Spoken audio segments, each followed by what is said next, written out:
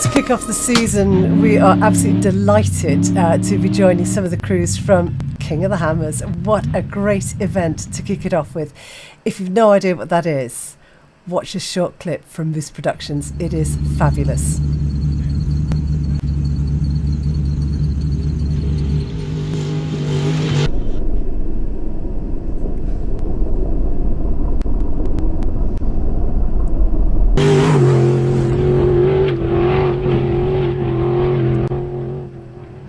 Daniel Roderick and Dan Thomas.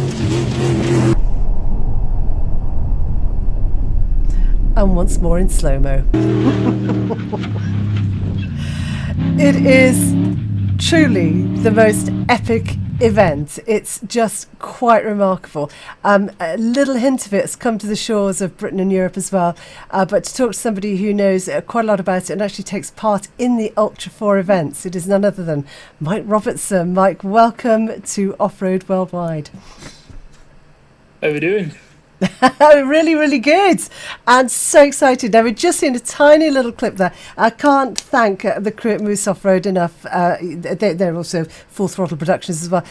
Brilliant clip of Daniel Roderick out there and Dan Thomas. Now, King of the Hammers, as we know, is there's the Dakar, and these events are on a level. They're the pinnacle. It's where everybody's aiming for. What does it mean to you, Mike, the King of the Hammers? When you think about it, what do you see? What's in your head?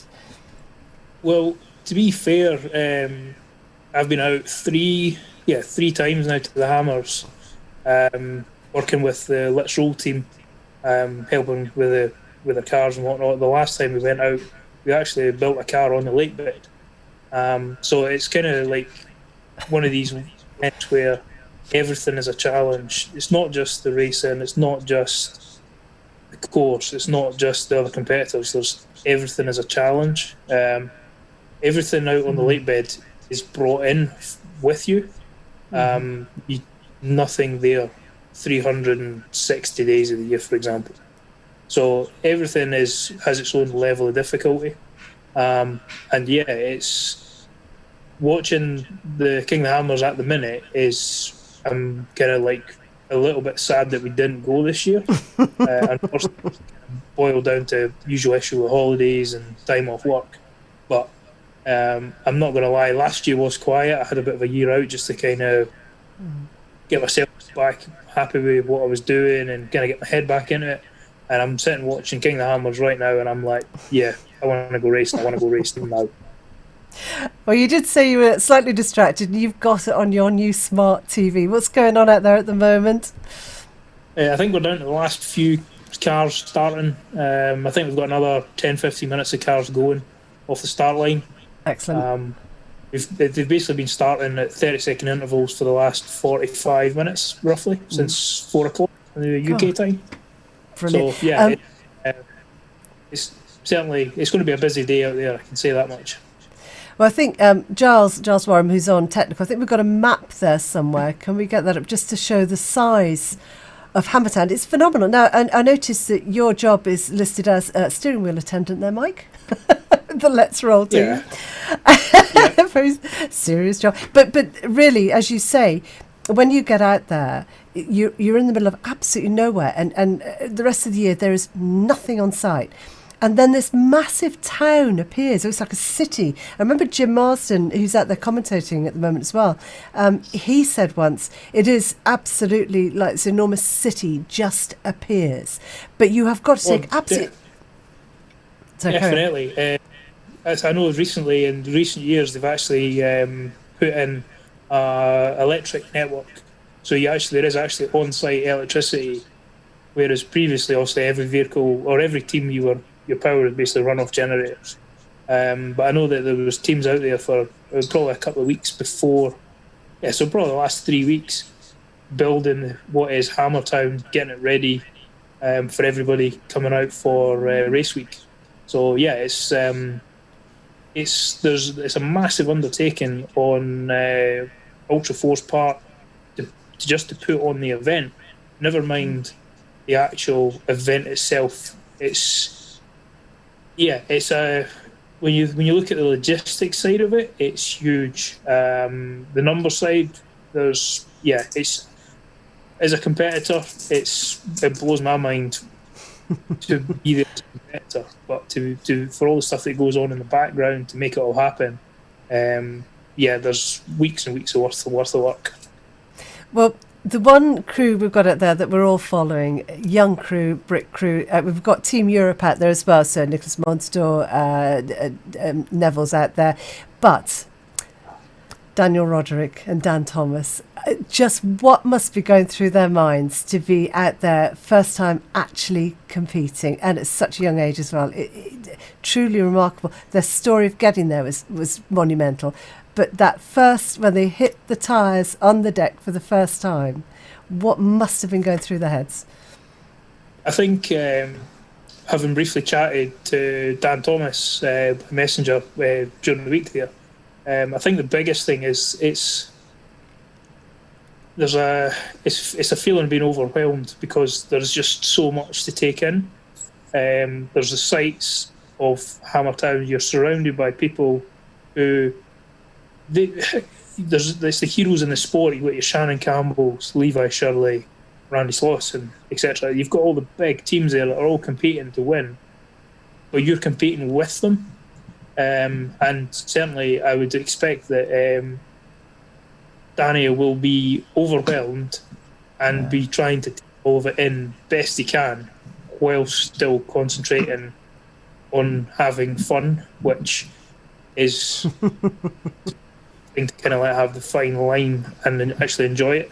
I know the first year we went out, we just kind of soaked up the sights and see what was happening, and even being out there and just helping the Let's Roll team. It certainly opened my eyes, and it was kind of a bit mind-blowing as to just what it was like out there. It is a different world in comparison to how Ultra 4 Europe is, but Ultra 4 Europe is going, which is I don't know if we will ever match the size of events like what they have at the Hammers, but the sport is growing in the UK. Well, there's a tremendous team from Ultra 4 Europe, of course. I sent a message out to Richard Crosland, who heads that up. And fantastic to see such a strong crew from Europe, but just so proud to see the Brits out there doing stuff, especially Daniel and Dan with the car out there flying high and looking just superb. There's a lot of other people involved in the infrastructure and the setting up. Chris Bowler's out there, one of the best course builders. British Infantry have got a fabulous little garage up in Wales, a great guy. He's out there and he does so much. He's so involved in it. As I say, we've got Jim Marston out there doing the commentating as well. It's great to see so many Brits getting so involved in it. Yeah, it's there's certainly quite a large core group have come over from Europe that are assisting in the actual what is going on with the event. I mean, certainly fair play to Chris. I think he's been out there he's out for 3 or 4 weeks. In between his involvement doing stuff with the course and layout with JT Taylor. I've also spotted him on the live stream staging cars. Basically, he's just the whole team's involved in all sort of different manners. And both the Ultra 4 Europe and the Ultra 4 teams from in the background, they're all kind of working together to try and basically they're putting on the best event they can given the remoteness of the event. Well, Mike, last night you posted a post and it was the most heart-rending post I've seen for a long time. Everyone's at the Hammers and I'm here wishing I was there, feeling sad. It's a wonderful post, and the comments that came from that, just so many people. Now for you, that's got to be the next step. You sat there at the moment on your couch at home, glass of water or something. It's just water. Yeah, I want a health kick at the minute. Is that now? There's the question: is that getting ready for the season back here for the Ultra 4 Europe setup? Because there's some cracking events going on there, and B, is that getting ready to get your name down on the list for next year, King of the Hammers? Question mark. I think I need to speak to the guys when they come back and see exactly where we need to be to do the Hammers. I'm pretty confident the car's in the right place. It's just a case of getting the team back together and getting everything in place and kind of nailing down exactly what we would need to do to actually go out and do it. We are looking to. We're kind of, rather than trying to do the full season, I'm trying to do choice events this year. I'm trying to kind of do a little spread, do kind of stuff I want to do and go and enjoy. So at the moment, we are going to probably do a couple of rounds of Ultra 4 Europe series as a minimum. We're definitely doing Wales, because obviously the last time we went to Wales with a brand new car, it was an absolute disappointment. To be fair, I have never been that wet other than being in a swimming pool. And we're also entering a couple of comp safaris. We're actually going to go comp safari, an Ultra 4 truck. We did it last year, kind of under the radar, to kind of see how it would work. And we've been asked by the championship organisers if we are planning on coming back. So certainly, I'm looking forward to that, because we are literally turning up to an event with the wrong tool for the job, but it is hilarious. I love it. Well, we saw you were very kind and brought the vehicle to the Scottish Land Rover show. We did that for a couple of years up there, and that's when I think, it just so beautiful. Have you made many changes to it? Not really. I've got a few changes on the kind of the off season, but it's more stuff that I didn't think I needed, or I've since discovered that I should have done when I built it. Simple things like I don't have a fuel gauge, so I don't actually know how much fuel's in the car. So it's when we're going to put a fuel level switch in it, tidy the wiring up, might even change the wrap on it, might even change colour, I don't know yet. But yeah, it's just a few simple things. There's nothing really major, and it's just more seat time, more tuning. Been talking to Dan Thomas a bit about some engine work, which we'll see what his take is when he gets back from the Hammers as to how far we need to go. But on the whole, is pretty happy with how the car works. We've been done, as I say, we've been on a comp safari with it, which we were pretty competitive in regards to matching times. Well, we weren't necessarily matching, but we were within 20 seconds of the Polaris Razors, the Can-Ams, and also Milner R5. Which, crikey, given that they are a proper comp safari car and we're not, I'm comfortable with that. I know we're not going to win the event, but to actually be pretty close, I can live with that. Well, interestingly, you say that very quickly, because I know you've just got in from work and you've been very kind to get sat down very quickly and get this sorted. But I have to put in there that at Goodwood Festival of Speed last year, we had the Ultra 4 Europe cars down there, and we had some of the best of the British comp cars and the French Tout-Terrain as well. And hopefully that's what Offroad Worldwide is going to be looking at, disciplines right across the range, all the different disciplines around the world as well. We're even going to be travelling out to India with the wonderful Dave Metcalf Rainforest Challenge. But when we did the shootout and we had Rob Butler come in at the end, and he was the last car away, and we'd had like some Andy DiGiulio, Chris Bird, some serious, Justin Birchall, some serious, Mike Gould, fabulously fast cars. And I tell you, it was nothing in it between them, because the course was set so beautifully. It gave them both a chance to show off. But Rob Butler absolutely blew everybody's mind. The speed he hit that course and the driving was sublime. And at some point we will try and show that on Offroad Worldwide as well. But it is great to see these two disciplines, the two great speed disciplines, the comps and the ultras, really beginning to fly high out there, and people really beginning to take note and actually cross-referencing each other. It must be such fun. Yeah, it's certainly when we turned up, I mean, fair play to Rob, for he does build pretty good cars, and I'm very happy with our car. I mean, he did all the work on it, and we just finished it off and painted it. But when we actually turned up and kind of started going head to head with the Comp Safari cars, they were a bit kind of dubious as to what we were going to do, how fast it was going to go. And then quite quickly, I think I would say they were blown away, but they sat up and took notice how, in the really rough stuff where your Can-Ams and the Polarises kind of have the edge just because they don't really weigh much, because we could literally just plough through it, that made all the difference. And certainly, with Rob's car being IFS and having another 200 horsepower over what we've got, it does make a difference.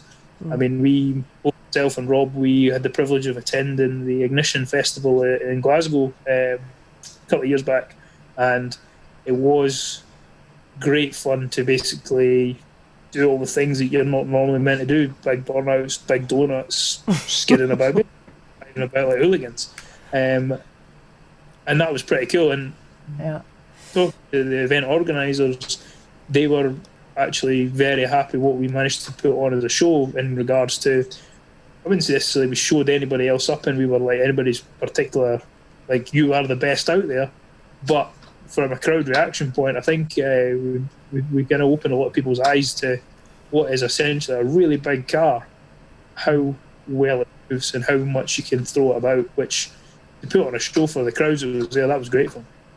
Well, in the right hands, they are supremely capable. Right, Robertson, we've taken up so much of your time. Thank you so very much. Now, very quickly before we go, your plans for this season then is get some of the Ultra 4 Europe if it rounds in and a couple of comps? Basically, a couple of Ultra 4 events. Definitely going to Wales because basically get redemption on the last time we went there because it was a disaster. Hopefully do another Ultra 4 Europe round. Not sure what one yet. It basically comes down to time and money. Same old issues in life. Probably do a couple of comp safaris and basically just kind of see where it takes from there. I mean, it's I want to enjoy myself, have fun, and yeah, that's basically the way I've been looking at it. Kind of having the last year off is I've kind of realised that rather than trying to do everything, I might as well do what I want to do and enjoy myself again, back how it used to be, and then actually be able to put 110% into one or two events rather than spread myself really thinly trying to do loads of events. Pick the best sweets out the bag. Mike, how long have we got? How long have we got on screen now before it's all kicking off? How long have we got to go? I'm just looking now. Where are we? Well, I think everybody started. Right, okay, now. I guess Levi might be out front. Okay, now what are you watching? Where are you watching it from?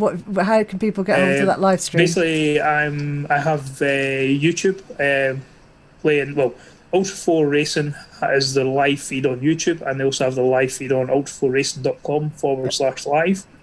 Perfect. So at the minute, I'm watching it on YouTube, and they've got the yellow brick tracking screen up.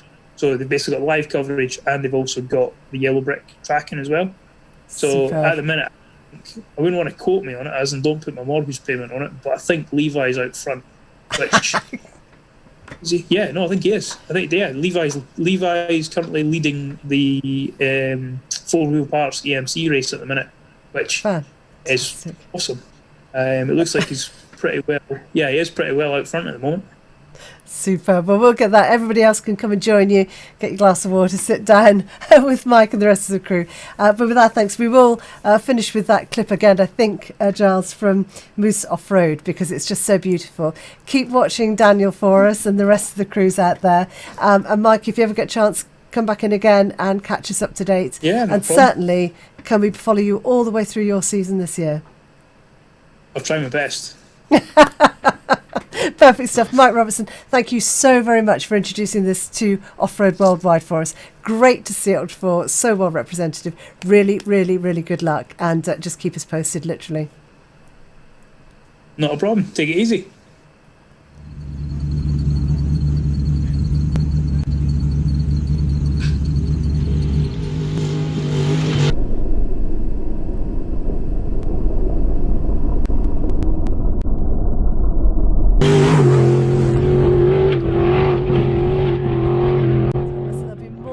From Mike Robertson as soon as we can put him down again.